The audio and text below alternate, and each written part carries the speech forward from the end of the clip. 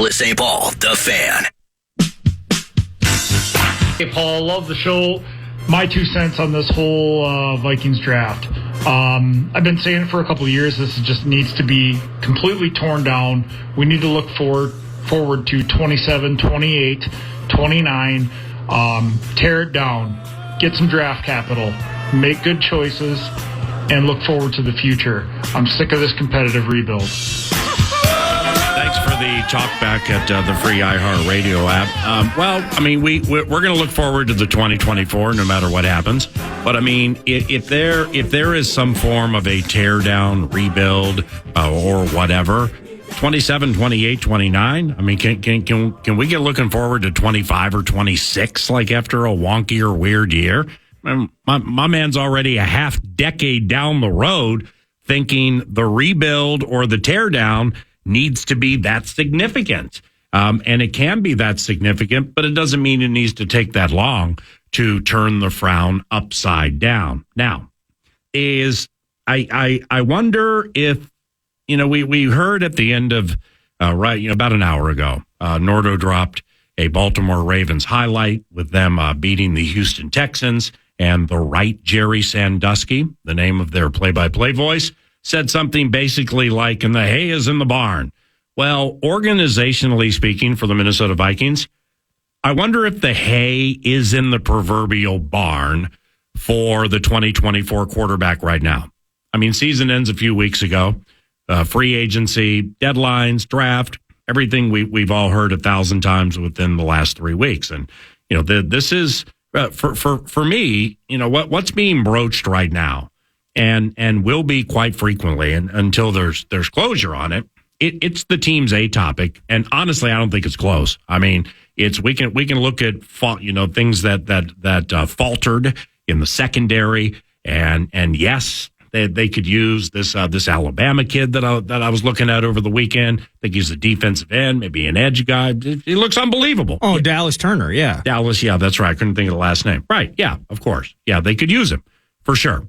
Offensive line, upgrade, yes, absolutely. Running back situation, analyze it for sure. But the organizationally speaking, I just wonder if they know close to exactly what they're going to do right now. And I can't believe the answer would be yes, because you can't know what you're going to do until you get an inkling of 2 things.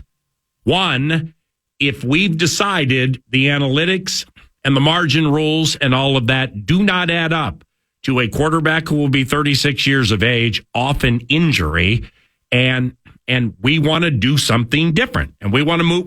That's fine if you want to do something different, but you can't do anything until you get closure on that.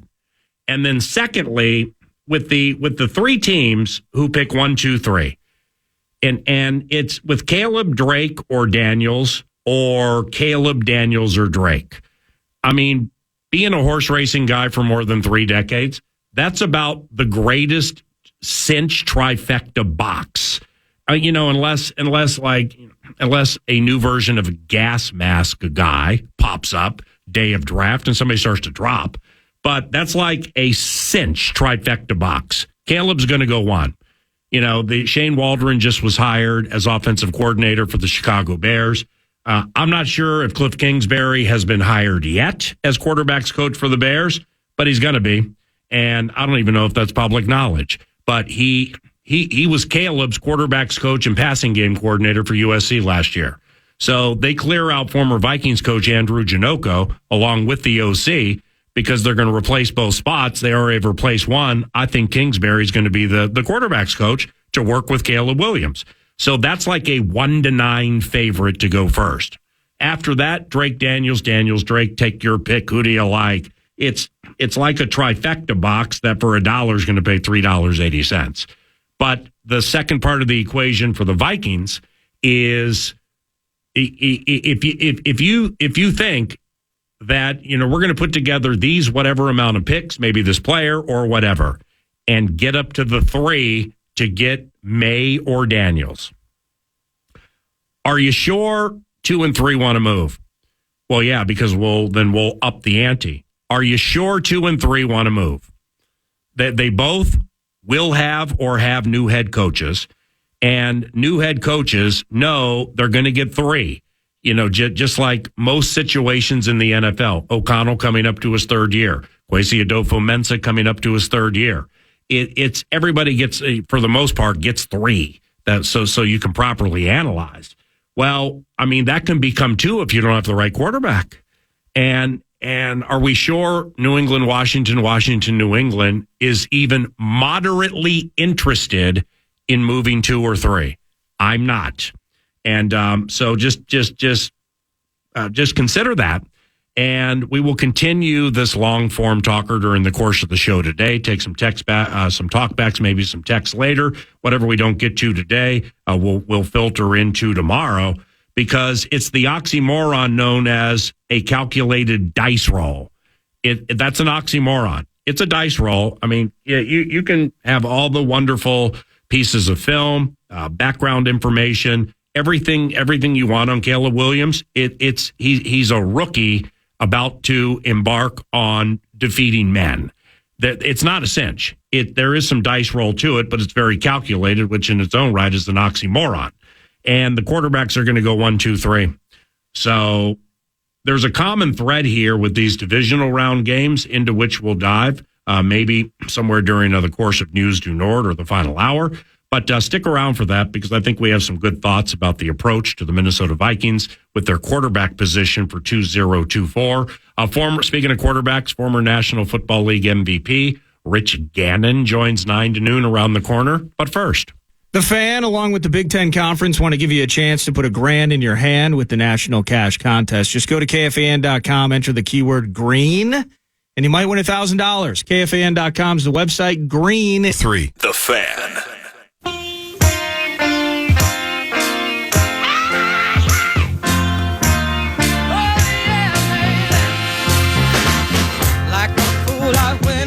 MVP, it's Paul Allen. What's going on? Hey, buddy, how are you? Good. Rich Gannon, former Vikings quarterback, NFL MVP, co-host a midday show on Sirius NFL Radio with my main man, Bruce Murray. Thanks for the time here, Rich. And, these conference championship games are terrific, and I know you'll be talking about them later today. Mahomes is an underdog for a second consecutive week. What'd you think of Kansas City yesterday?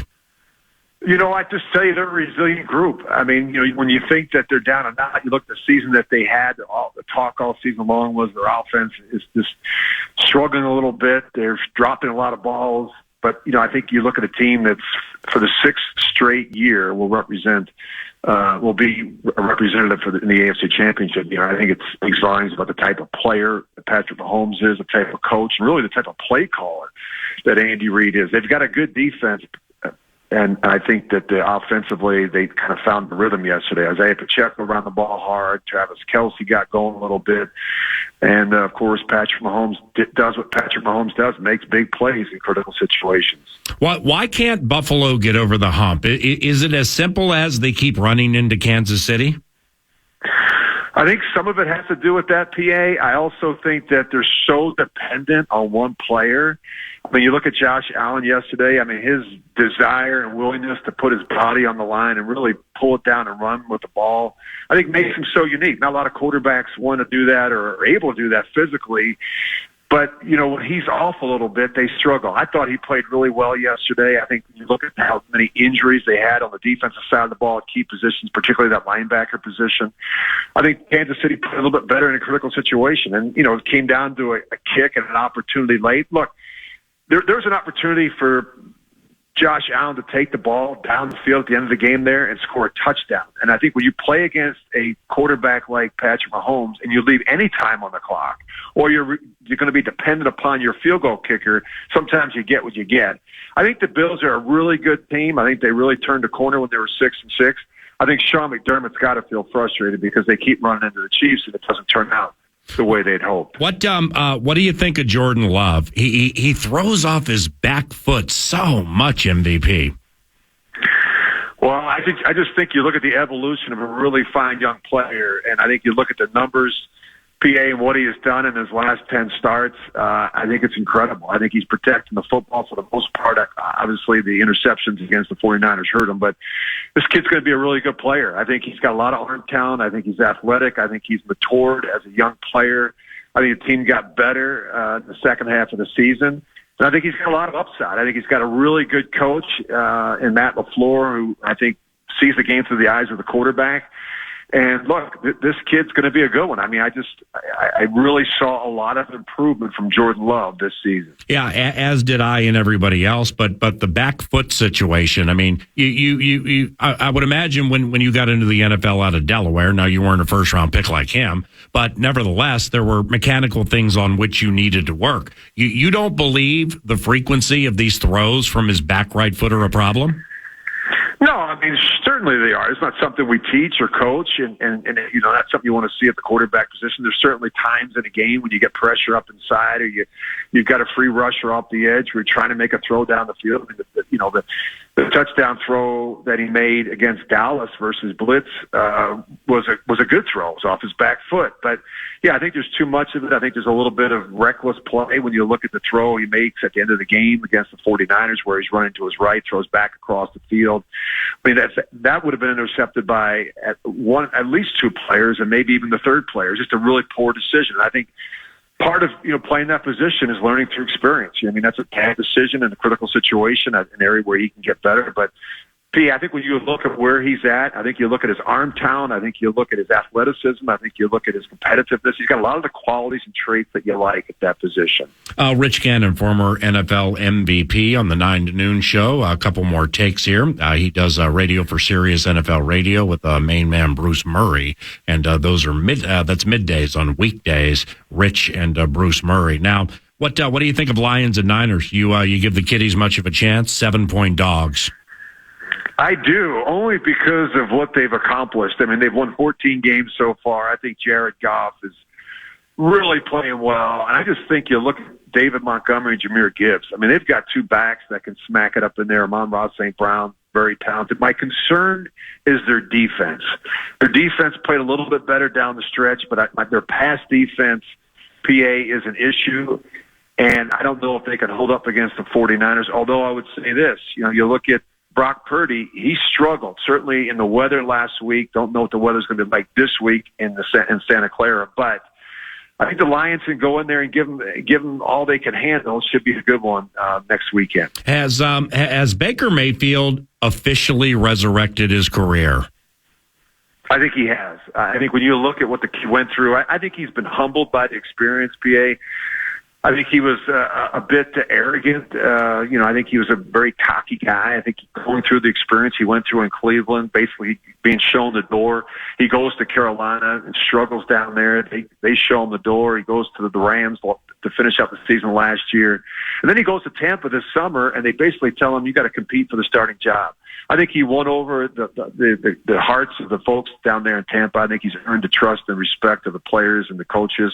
I think Baker Mayfield will be back under center for the Buccaneers in 2024. Santa Clara next Sunday, 10-day forecast. Weather.com. 72 and not much wind. 72, not much wind, minimal chance of rain. I mean, that's going to be a hell of a game, man. Especially Deebo Samuel. What's your take as to why Deebo is the single most important player to the 49ers offense? If you agree with that, he's it's kind of a big statement. I would just say this: he brings the unpredictability. Yeah. I think you throw him a hitch route, he makes a guy miss and goes 60 yards. You have to account for him in the running game. I think it's the way they utilize him in the passing game, inside the numbers, outside the numbers, down the middle of the field. I think he's a guy that has a lot of position versatility. And I think he makes everybody better, whether it's Christian McCaffrey, whether it's Kittle, whether it's Ayuk. Certainly the quarterback, another weapon for the young quarterback, Brock Purdy. I think on a fast track, the 49ers are going to be a lot to handle next weekend. Baltimore, Sunday, 48 rainy and windy. I mean, it's a 50-50 for the rain, but 48 rainy and windy for Mahomes and Lamar Jackson. Last one, locally speaking, with the right to change this opinion because we'll chat around the combine or somewhere in the offseason. Are you feeling the Vikings re-signing Kirk Cousins, or dabbling in the draft to find a quarterback? It's a great question. And of course, Viking fans, I think, have really grown to appreciate what Kirk Cousins is all about. And I think you get a good appreciation for that when you watch Nick Mullins or Josh Dobbs or Jaron Hall play, right? You don't have the same consistency in production. Here's what I would say to the Vikings. I think it would be important to bring Kirk Cousins back if you feel that, you can't go out and get a quarterback. You have to look towards the future. I think Kirk Cousins got another couple of good years left in him. I still think the Vikings should be looking to draft a quarterback. I mean, Kirk is not getting any younger. Look at what the Packers have done. When they had Brett Favre, they drafted Aaron Rodgers. When they had Aaron Rodgers, they drafted Jordan Love. You have to continue to be in that cycle. I think the Vikings have to look long and hard at ways to improve the depth and talent at the quarterback position. Mr. MVP, thank you for the conversation. We'll talk soon, okay? You're the best, brother. Thanks. See you, bud. Rich Gannon, former NFL MVP, former Minnesota Vikings quarterback, and former Delaware Blue Hen. I mean, maybe considered the second best quarterback in the history of Delaware Blue Hen football, given Joe Flacco won a Super Bowl and was Super Bowl MVP. And Rich got to the Super Bowl, but he lost it.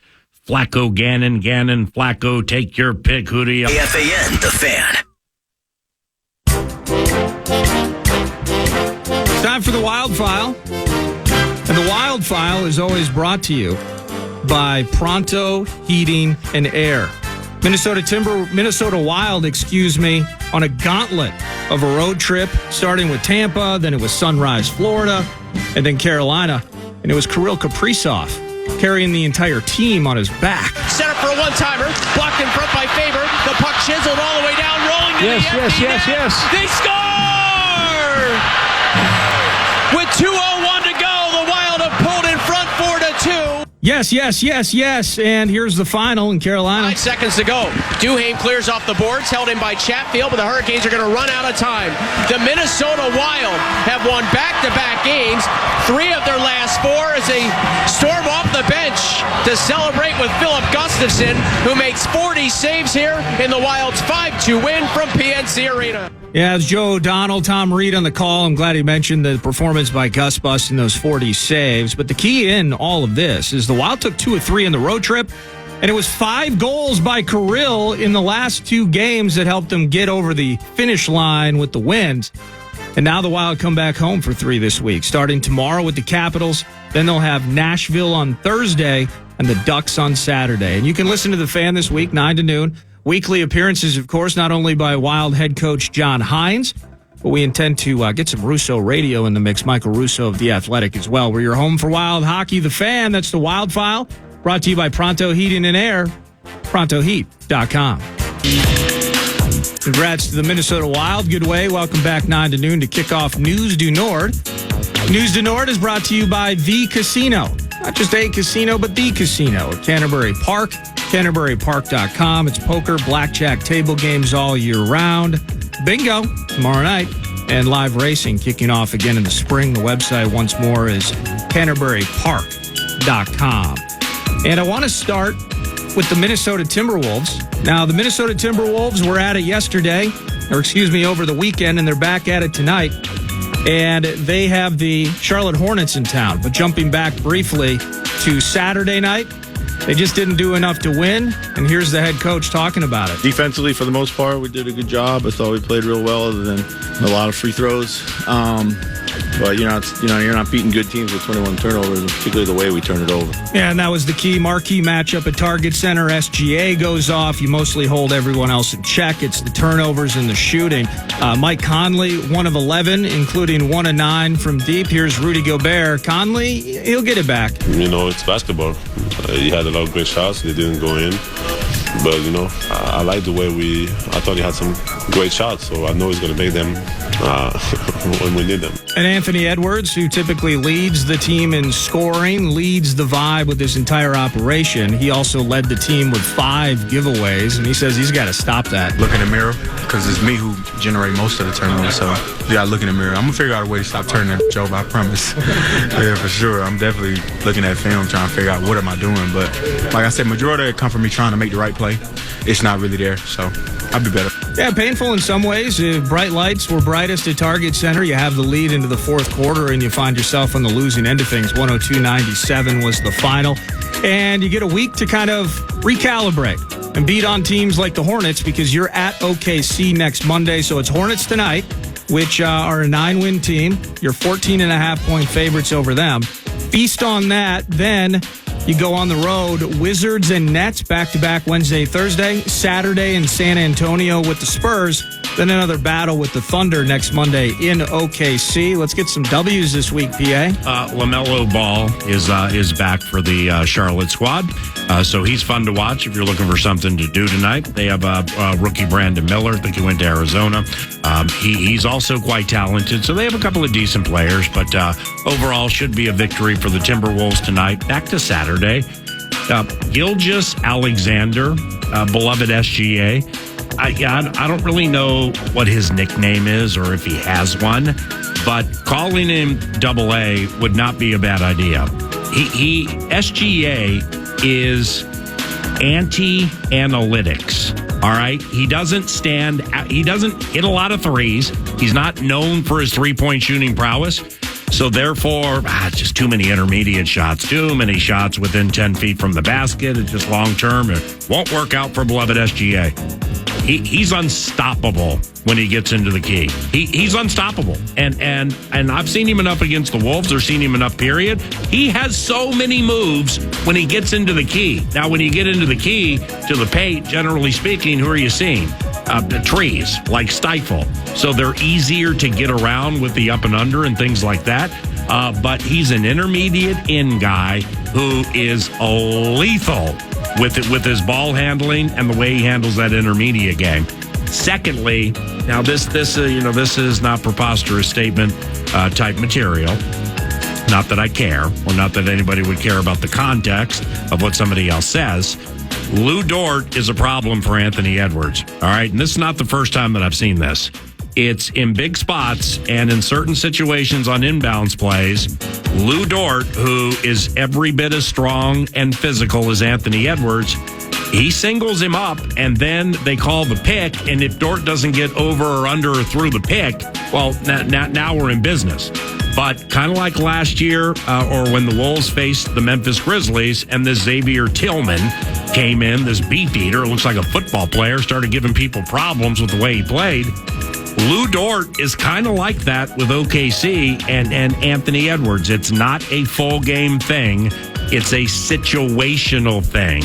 And if and or when Chris Finch joins the show tomorrow right out of the gate, I want to talk to him about players like that and how they defend Anthony. Because I saw that a lot.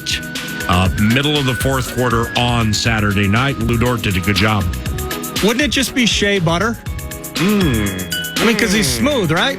Don't people use shea butter as like a moisturizer or something like that? Wouldn't you? He's butter. I like it. He's silky smooth. He's soft and warm. He's the quiet storm. He's shea butter, but he's double A. He's antithetical to the analytics in that he's not a big 3-point guy, and he's cool hitting the intermediate or hitting it in the key, and he's almost unstoppable at those bits, man.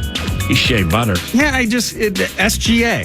Yeah, I forgot his first time. Yeah, shea butter. Shea. Love it. Just shea butter. Mm-hmm. SGA is boring, but that's nicknames now. Yeah. Give them something cool. Right, but guess what? If Shea, the butter people or whatever, don't endorse him, and then they call Land O'Lakes, and they're like, no, we're out on the NBA, and then they call whomever else, well, ain't going to be no shea butter. Well, no, that's the problem, though, is that if he's shea butter, then I can't believe it's not butter. Oh, wow. We'll never give him $1. Oh, wow. And you always got to keep yourself open to all those opportunities. The margarine, yes. Big margarine is going to cancel SGA if his nickname is butter. Yeah, well, we got shea butter, and he's going for 32 a game with 9 assists and, say, 8 rebounds and 3.5 steals over, like, the last month. Cool. Well, what about his backup? Well, we call him Kerrygold. Well, what's I think it's called Kerrygold in, like, the gold packets. I think so. It's like a margarine-esque thing. Well, yeah, that's Who's Kerry? Well, he's Kerry Gold. He's margarine. Yeah, and the pumice people. I mean, they can't. How you can't work with butter? You can't work with that. Yeah, the backup's like the butter you bring out of the refrigerator that you want to put on hot biscuits, and then you end up like trying to mash it in there, and it cuts the biscuit, breaks the biscuit up and everything. SGA is the butter people coyly keep out next to the cooktop. It's got to stay room temperature for a few hours. Room temp, so therefore you can use it anytime and effectively.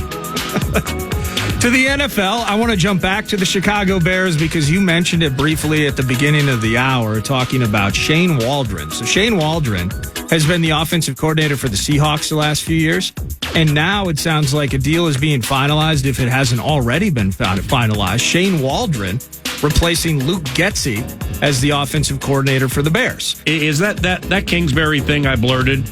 Is that public knowledge? Are there like Kingsbury potentially to the Bears stories? I heard it like Friday. Well, the way that it's been talked about, I think loudest, was that Cliff Kingsbury was interviewing and talking to the Bears about the OC job. So he did interview with them. Thank you. And so then kind of the idea was indeed that now that they're going forward with Shane Waldron, that maybe Cliff Kingsbury was simply the intel man, that we were going to sit down, hey, we got the number 1 overall pick. Yeah. Obviously, there are Caleb Williams connections, with the Trojans. So what would you do? Yeah. And then after having that lunch date with Cliff, then they go Shane Waldron. So but to be honest with you, and I'm sure there have been articles about it that I just didn't see, I have not seen the quarterbacks coach angle put out there.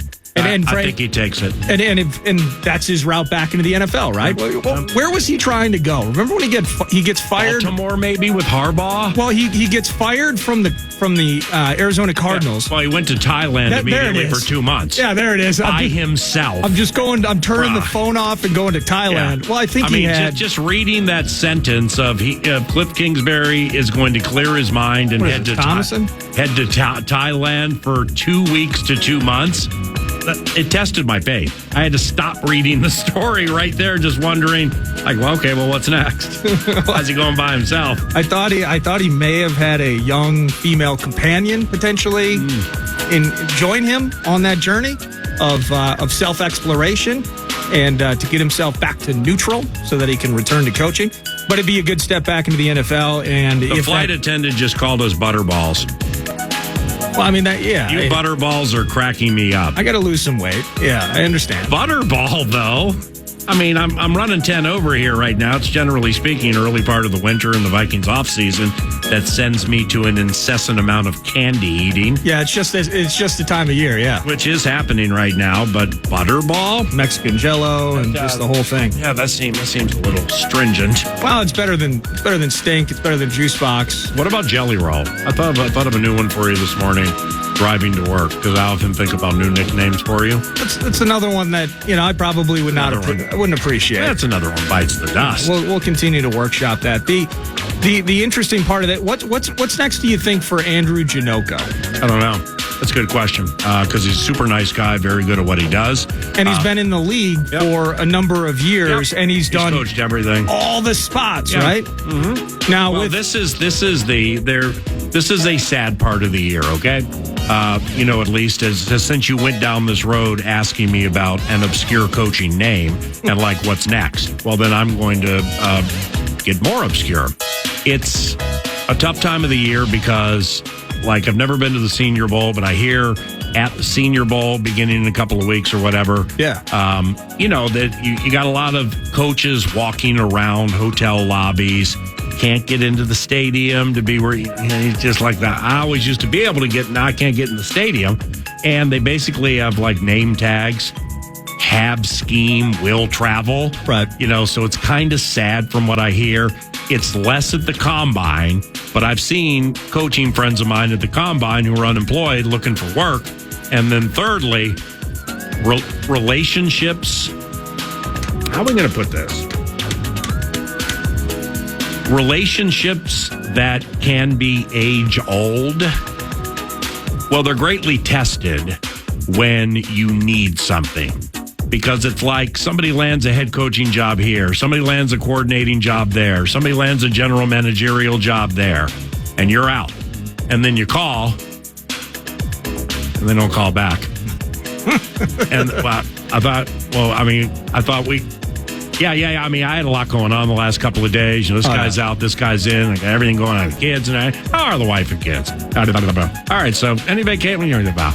Yeah, you know, we're probably just going to go in a different direction. And, I'm not exactly sure who it's going to be, but I got a list of 15. And then you realize, A, you're not as good or as wanted as you thought you would be. And B, it's a steely-ass B out there, man. Lines are long. These jobs are hard to find.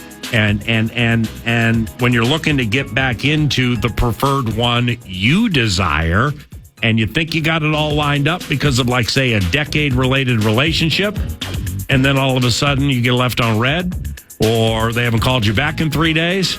I mean, that's eye-opening at a level that's just so steely. It is, and it reminds me, so I do the Army-Navy bits. So that's your answer for Janocko. He'll call those who know he does well. Oh, yeah. Now, it's, Stefanski and Andrew are very close.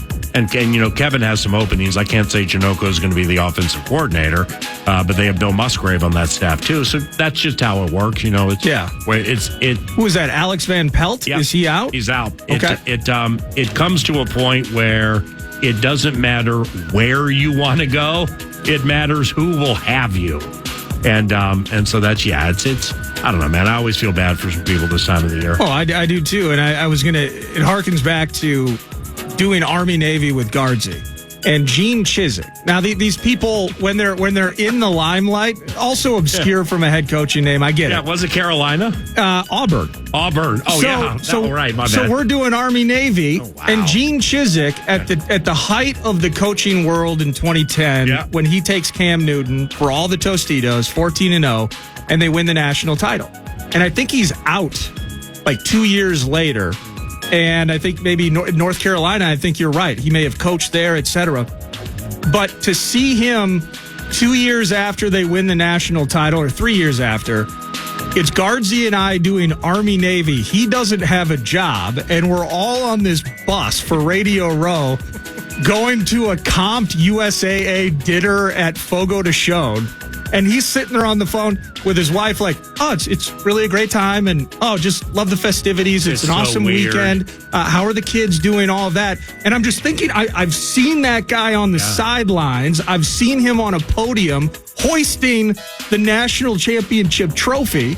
And now he's going to be sitting next to me at a Fogo in Baltimore with the red light, green light thing, wondering where the next round of Yinglings is coming from. It's so crazy. Yingling, that's a Pennsylvania beer, right? Oh, it's do you guys not do that Army-Navy bit anymore? Those Saturday radio shows were must listen, 2 or 3 hours. Yeah, they're so fun. So, I mean, it was like the Combine bit, that we do, where it's like coming up next, Kevin Stefanski, then Darrell Bevel, and then this guy. It's like the guests that you guys would have there, or like when Guardsy and Corey, or Guardsy will go to the NCAA basketball tournament, and like Bill Walton will join Bump. I mean, that's crazy. Like those Combine 2 days, the Army-Navy bit, and like things like that are so different than what everybody hears here on a daily basis. And I think even in a habit state, different is good. I just love those shows. Yeah, we missed it this year because we were in Las Vegas, and that the timing just didn't work out. John Creasel went with me at the end of last year, which was an awesome experience. It's probably my favorite thing that I get to do. Yeah. And so I think as of now, we're back in the mix. Now, Guardsy and his 40 Gophers jobs, we got to figure that out and get some things aligned for the end of 2024. Yeah. But yeah, we are efforting to go back. It's an amazing experience and an amazing weekend, and maybe we'll see Gene Chizik. Maybe we'll see Andrew Janocko. Right. Who knows who we're going to see at Radio Row in advance of Army-Navy. Now, I'm a fan. You mentioned Deebo Samuel. Head coach Mr. Shanahan says it's 50-50 as to whether or not he's going to play. That was one of the shocking things out of the game. Or again, it shouldn't be shocking. Mentioned it during the first hour, but Deebo Samuel is the stir to that drink. And when he's on and when he's going, that opens up Ayuk for long gains. That opens up everything in that offense. They missed the hell out of him, and it's a coin flip if he's going to be available for the Lions. X or Twitter. I mean, it could last 3 days, like nonstop. Like Deebo goes down, I'm in the sinkhole, and I don't tweet a ton, and I don't like tweet, like every single play of games and stuff like that. Debo goes down, and I just remember from seeing learning about the 49ers. Now, they didn't have Trent Williams, too, but learning about the 49ers, sans Debo Samuel, compared to what I know of how they play with him, I jump on the tweet machine, and I'm like, if Debo's down for the count for the game, Green Bay's going to the NFC title game. And I stick by that tweet, even though the quarterback went across the body with that terrorism, leaving Musgrave wide open on the left side. Not that you needed a first down or anything, and not that it was first down, but anyway, go ahead and give him 40 a year. That'd be cool, but we digress. I stick by what I said. I mean, I thought Green Bay was going to win the game from that moment on, because San Francisco's offense, Nordo put it nicely earlier when we were talking about George Kittle. It just stops. It's the metaphorical stick in the mud. It's crazy. And you just got to keep working it and keep working it without breaking it, because if you break it, you lose. Keep working it and keep working it, and finally you get the stick out. Finally you find Kittle on a catch and run. Finally, Ayuk is on fire as a pulse, and you find him middle of the field in a big spot. McCaffrey couldn't get loose, except for that one time up the middle. Oh, Darnell Savage, though. Hey, reminded me of Dalvin a few years ago at Lambeau Field when Dalvin had 4. But anyway, so McCaffrey did get loose eventually, but Debo Samuel is the single most important player to the 49ers offense. And I think people figured it out if they didn't know it first on Saturday night. Now, if he doesn't play against the Lions, same scenario. It's going to be a meat grinder that will come down to the wire. 49ers probably will win. But if Debo Samuel's not going to play and you're of the spotting up variety, I would take Detroit +7. A couple of off the top of my head bits to end news du Nord. We did hit the Wild on the front end, hit the Wolves, and now just kind of thinking our way through some NFL bits from the weekend. Yeah. Is Frank Ragnow superhuman? I mean, it's just like, what an amazing player. And it's all real. I can't believe. Yeah, the knee, it's like a knee. There are 3 of them. To watch Frank Ragnow, because Lieber knows him a lot better than me, and I met him through Ben Lieber. It's a Victoria Chaska Chan family somewhere out there, right? Yes. It's he went to Chan High School. Yeah, I believe it's class of 2013 or 14. Might be class of 14 because his last football year there was 2013. And I think they won the state title, I believe, the state high school title, but I'm not sure. But anyway, I'll just quick fire chat with Frank before Lions game. Super cool guy, man. And the injuries for him, they're always real. It's not like we're putting it out there because it's just a little baby thing. To watch him warm up 90 minutes to an hour 45 before a game, I'm waiting for Nacho to come down to follow him on his Fox 9 thing, the pregame with Vikings Football Sunday, and Nacho and Frank are going to embrace. But for about 4 minutes before that, watching Ragnow run from the 50 to the goal line and back, and watching him build himself up to be able to do it fluidly, it was painful to watch, man. And this is just a few weeks ago. I mean, he is indefatigable. He is tenacious. He's tough. He cares. He's smart. He's a road grader. And I said it last year. I thought he was the best center in the National Football League. Some people took me deep with their super special Pro Football Focus numbers. I'll take Frank Ragnow over any center in the NFL. I'll just say it like that. I will take him over any center in the NFL, and I'll be cool with what I have, whether I'm right or wrong. Zach Ertz. I saw this from Tom Pelissero. Zach Ertz signing with the Lions. So he's going to start out. Oh, wow. Yeah, I don't know if there was an injury to another tight end. I thought Laporta finished the game, so maybe I'm missing something there. Yeah. But he's going to be practice squad guy, and the plan is to elevate him for the NFC title game. Zach Ertz. Oh, skeletal remains for sure, but still he has a little pop to his game. In closing here, the family members are starting to tweet. I don't know if I was looking at the crawl here on the TV and studio on ESPN, and we have family members beginning to tweet. Michael Parsons' brother. Michael Parsons' brother. Yeah, here we go. I got it somewhere. I can't find it, man. I'm just going to paraphrase it for you, the con. Michael Parsons' brother went to Twitter basically saying, "Y'all gonna miss Micah when he's gone." And then Dak Prescott's brother, he went to Twitter over the weekend begging Dak to leave. Dak needs out. Just get him out. Just let him go. Yeah. Well, does he want to go? I don't know, but just let him go. So, well, what's Stephon Diggs going to do since Trayvon Diggs was begging his brother a year ago to come to Dallas? I'm expecting. By the time he gets there, no one's going to be there. Steph is smart, but he's not as like. He's moody. He's moody. Stephon's a very smart guy, but I mean, when's it happen? I've been looking for it all day. It's going to be like a quote pondering, then ellipses, ... end quote, with like some emoji where the eyes are looking up and they're kind of like pondering what's next. Yeah. Well, that just has to be coming sometime soon, right? It does. It does. Holy cow. David Sinekin, a weekly contributor to 9 to noon. Call it the border battle.